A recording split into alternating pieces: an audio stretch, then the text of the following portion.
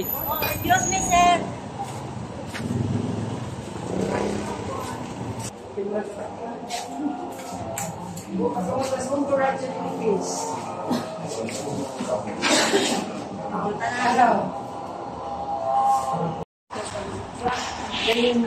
Di ko mo saan siya, lagi na yung justisyo para makapaminaw sila ng bayan naman. Mawala siya, mabilikanan, mabilikanan, kaya na about na sa mga bata, ang ilang katungod ba? Ibang yan, ang sinunami naman.